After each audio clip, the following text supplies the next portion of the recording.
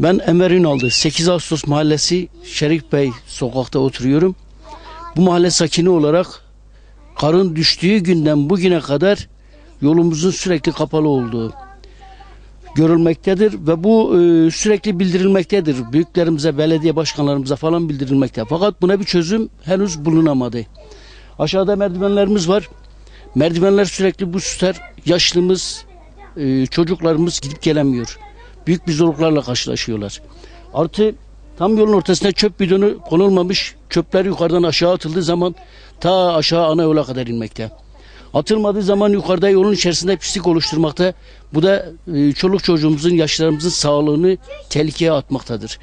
Biz bunların önlenmesi için defalarca müracaat ettik. Gittik, yazılar yazdık. Ama maalesef devlet büyükleri, belediye başkanlarımız hiç kimse ilgilenmedi. Ben bu olayı Vahit Bey'e bile söyledim. Bitlis milletvekiline bizzat kendim söyledim. Ve belediye başkanına bu yolun aşağıyla birleştirilmesi için söylendiğinde kendisine ben 3 kişiye yol yapmam kelimesini bizzat onun yanında kullanmıştır. Bu yolda en azından gördüğünüz gibi herkes görüyor bunu zaten. 150 ev var burada. Her evde 10 tane insan yaşasa düşünün hesabını siz yapın yani. Hani gerçekten büyük bir zorluk yaşıyoruz. Yani şimdi hadi tamam gidip geliyoruz doğrudur. İnebiliyoruz, iniyoruz, çıkıyoruz. Fakat yaşlıyı bir düşünmek lazım. Artı bir kalp krizi düşün. Birisi bir kalp krizi geçirse nasıl götüreceğiz? Nasıl gidecek? Yani hastaneye yola inecek kadar ölecektir. Bir yangın çıksa bu insanlar ne yapacak? Yani bu insanların evi yanacak.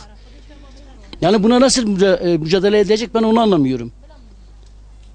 Şimdi kimisi zarar görecek, kimisinin yoluna düşecek. Arabalarla, kamyonlarla bütün sokaklar temizleniyor da burası ne temizlenmiyor?